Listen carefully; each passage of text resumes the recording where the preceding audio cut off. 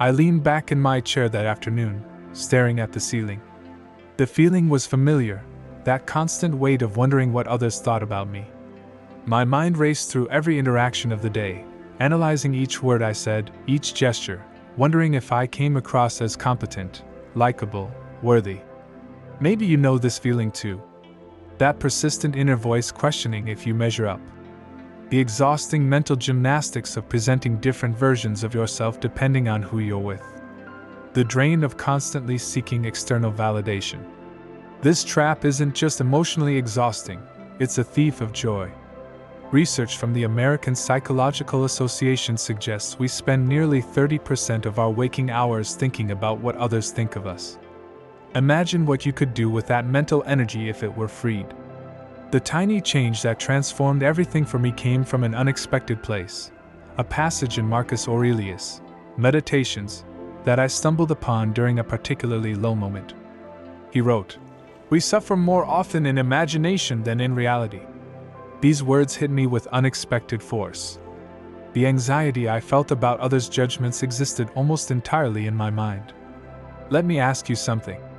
When was the last time you spent hours dwelling on someone else's awkward comment or minor mistake? Probably rarely. Yet we assume others spend considerable time judging our own missteps.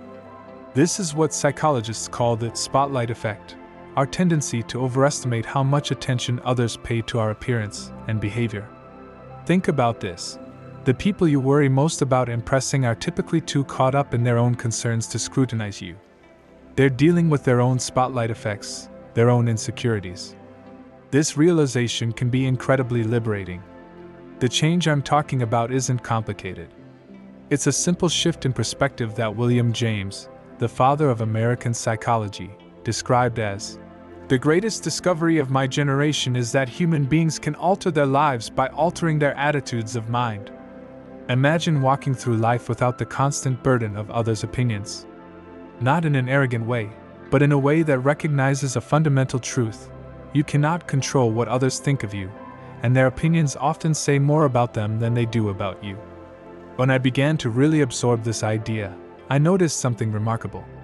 The energy I previously spent worrying about external validation became available for things that actually mattered to me.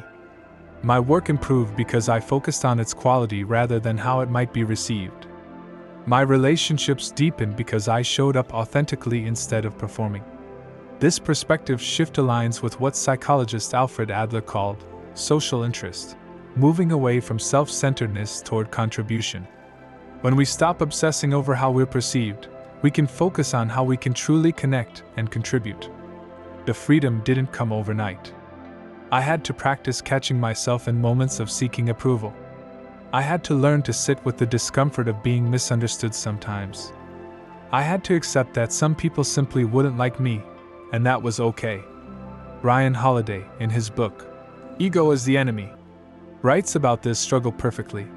When we remove ego, we're left with what's real. What replaces ego is humility, yes, but also strength and purpose. This shift takes practice. Start by noticing when you're caught in approval-seeking behavior.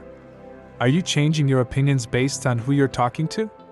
Are you exhausted from maintaining different personas? These are signs that you're living for external validation. Next, practice making small decisions based solely on what you truly want or believe is right. Maybe it's voicing an unpopular opinion in a meeting when you genuinely believe in it. Perhaps it's wearing something you love despite it not being trendy. These small acts of authenticity build the muscle of self-trust. Another powerful practice comes from Stoic philosophy, negative visualization. Imagine the worst-case scenario of someone disapproving of you. Would you still survive? Would life go on? Almost always, the answer is yes. This mental exercise puts our social fears in perspective. The author Mark Manson frames this beautifully in his work when he talks about the subtle art of not giving too many cares about things that don't truly matter. His point isn't about not caring at all, it's about being selective with what earns your emotional investment. What would your life look like if you stopped performing and started living? What ideas might you pursue? What relationships might you deepen or leave? What authentic parts of yourself might finally get air and light? I've seen this transformation not just in my life but in others. A friend who stopped pursuing a prestigious but unfulfilling career path to start a business he believed in. A colleague who began speaking up in meetings after years of silence, bringing valuable perspectives no one had heard before. A family member who finally set boundaries with people who had taken advantage of her accommodating nature for years. The paradox is that when we stop trying so hard to be liked, we often become more likable. Authenticity has a magnetic quality to it. People are drawn to those who know who they are. As Oscar Wilde put it, "Be yourself, everyone else is already taken." The path isn't always smooth. There will be moments when criticism stings or rejection hurts. These feelings are part of being human. The difference is that they no longer define you or your choices. Your worth isn't determined by the validation you receive. It exists independently of any external measure. Learning this, truly learning it, not just intellectually but emotionally, changes everything. So what's the one tiny change that can transform your life? Stop living as if you're always being watched and judged. Start living as if your time on this earth is precious and limited, because it is. Wake up each morning asking not, "How will I be perceived today?"